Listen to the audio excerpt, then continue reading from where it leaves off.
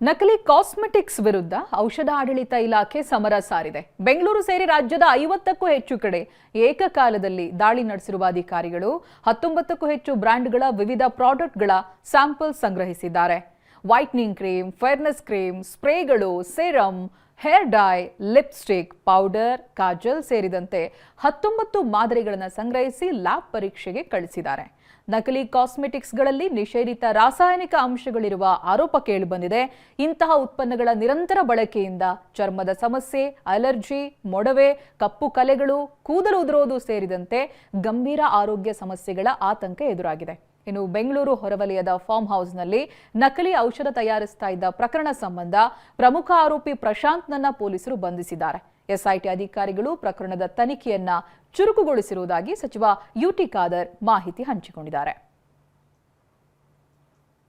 ಇದಕ್ಕೆ ನಮ್ಮ ಎಸ್ಐಟಿನ ರಚನೆ ಮಾಡಿದ್ದೇವೆ. ಎಸ್ಐಟಿಯಲ್ಲಿ ಇವತ್ತು ಪೊಲೀಸ್ ಇಲಾಖೆ ಅಧಿಕಾರಿಗಳು ಪ್ಲಸ್ ನಮ್ಮ ಡ್ರಗ್ ಡಿಪಾರ್ಟ್ಮೆಂಟ್ನ ಅಧಿಕಾರಿಗಳು ಕೂಡ ಇದ್ದಾರೆ. ಅದರ ಜೊತೆಯಲ್ಲಿ ಈಗ ಅಲ್ಲಿ ಚರ್ಚೆ ಮಾಡಿದಾಗೆ ಕಮರ್ಷಿಯಲ್ ಟ್ಯಾಕ್ಸ್ಗೆ ಸಂಬಂಧಪಟ್ಟ ಅಧಿಕಾರಿಗಳು ಕೂಡ ಸೇರಿಸ್ಲಿಕ್ಕೆ ಹೇಳಿದ್ದೇವೆ. ಯಾಕೆ ಎಲ್ಲಿ ಬಿಲ್ಡಿಂಗ್ ಆಗಿದೆ, ಎಲ್ಲಿ ಹೋಗಿದೆ ಏನು ಬಂದು ಡೀಟೇಲ್ ಆಗಿ ನೋಡಲಿಕ್ಕೆ. ಸೊ ಉತ್ತಮ ರೀತಿಯಿಂದ ಇವತ್ತು ನಡೆಸ್ತಾ ಇದ್ದಾರೆ.